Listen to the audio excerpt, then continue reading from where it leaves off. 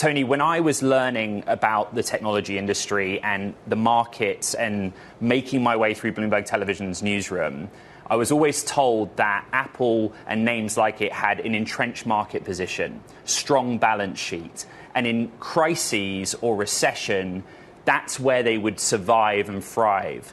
But I think right now you can't necessarily look back at history and precedent. How on earth are you modeling the future of this company? Yeah, well, it's a great question. Obviously, it's historically been kind of a balancing name, just that could weather a real kind of stock market storm. I'd say here, I think that there is a lot of fear in the market and concerns around trade war and what deglobalization could possibly do to kind of Apple's manufacturing advantage in China. And so, when I take a step back, they do have diversified supply chains. I think they do have the ability to move around, and they do produce iPhones in India. And when you think about the U.S., the consumption of iPhones is roughly 25 to 30%. And so I expect that there's probably some flexibility to move some of that production to India more and therefore diversify that risk a bit. And, at the end of the day, I think that it is about how much of a staple the iPhone is. And so if there's price kind of sensitivity among the customer to actually, pay up for the iPhone, I think that actually could be bullish for the stock. That just demonstrates it's more of a staple than people appreciate. But here, I do think that there is a lot of fear there, and so generally, historically, you've been rewarded for leaning into weakness. Then, in this weakness, Tony, yes, on the day Apple is trading somewhat higher, on the week it is too, but on the course of the month, it's down 14%. Have you been adding to your number one holding? Has it at any point looked attractive to get back in with more addition? I think, the company's still really well positioned over the long term. You look at the ecosystem they've built, the quality of the product, and then potentially you also have an iPhone upgrade cycle coming. And, replacement cycle has been elongated. And if you get a new form factor, I think that could be really attractive. And, at the end of the day, the valuation has become more attractive, especially at these levels versus where they were, 6 to 9 months ago. In addition, it is one of the Mag 7 that hasn't been spending a ton on large language models. So the capital intensity and the free cash flow quality of the company is still very, very high quality. Go there, Tony, for a moment, because people were wringing their hands about Apple before the trade war because of a lack of urgency on AI, the implementation within Siri. This distraction that tariffs cause, does it set them back even further about upgrading the product from an AI perspective?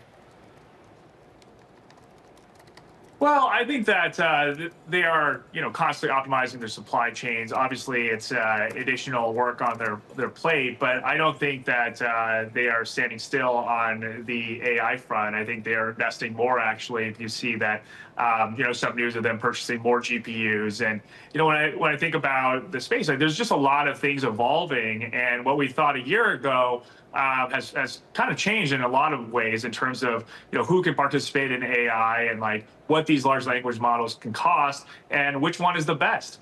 So every time, it feels like every month there's a new headline of who is in the lead. And so it could be prudent of Apple to kind of, focus on what they're really good at, what their competitive advantage is, which is designing really high quality products that fit into our lives, that can be incorporated elegantly. And at the end of the day, they do own that kind of ecosystem. And, over time, I think they can, derive value from that for their shareholders. Tony, let's end this conversation on Apple with a yes or no. Does Apple manufacture and assemble an iPhone in the United States in the future?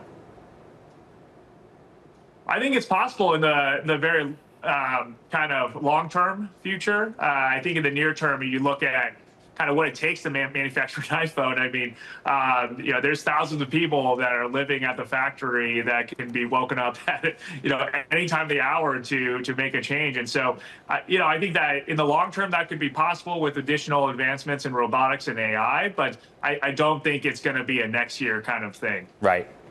I saw a headline overnight that we think is critical, right, which is China's Semiconductor Industry Association issued this emergency notice. And they clarified that in the context of tariffs, they define point of origin where a semiconductor is taped out. In other words, where the electronic instruction set is formulated before it goes to the fab. And if you think about the fabless US names, many of which you have big holdings in, they use TSMC or maybe Samsung, so the tape out happens in those countries as well. How much insulation do you think that gives them from the heavy China tariffs on US products? Yeah, well, I think that if you take a step back, right, like the two countries have been trying to disentangle each other from major kind of supply chains and, areas of where if you could substitute a domestic product, that would be preferred. And that's nothing new over the past few years. And I think that, this kind of the latest piece of news is further kind of a step in that direction where, it doesn't make sense to hurt yourself by kind of tariffing the only source that you have. And so like in terms of stuff made in TSMC, like both countries need that. So it makes a little bit less sense to put a high tariff on that when it's sole source. So that's kind of my perspective. That it's a continuation of industrial policy that kind of makes sense. Let's talk about the others, though, that are exposed. Now, I'm interested as to whether you have holdings in those that are manufacturing in the United States or looking to even more with, of course, money coming from federal government wanting them made in the US and what that does to the business model if they ship to Asia, to China specifically, Tony. Do you have to get out of Intels and Texas Instruments? Well, I think that over the long term, it's more about the technology and the differentiation and what you can, the value add that you can. So if you have leadership products, I think that's still number one.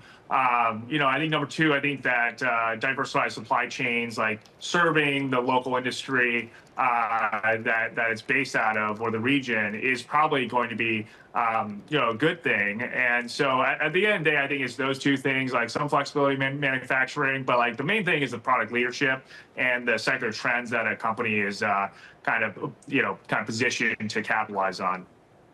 Tony, like all technology investors, you have had to digest and understand communication from policymakers.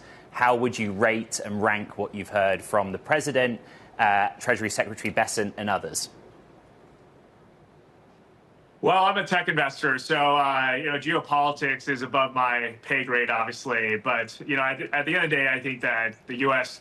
administration and the leaders that we have elected, they will do what's best for the country, for our companies here in the U.S. So I think that we need to trust them, and they do. I think they are trying their best, and at the end of the day, I think that they will protect American interests. And what's most important is keeping U.S. technology at the forefront, that's what I look for as an investor.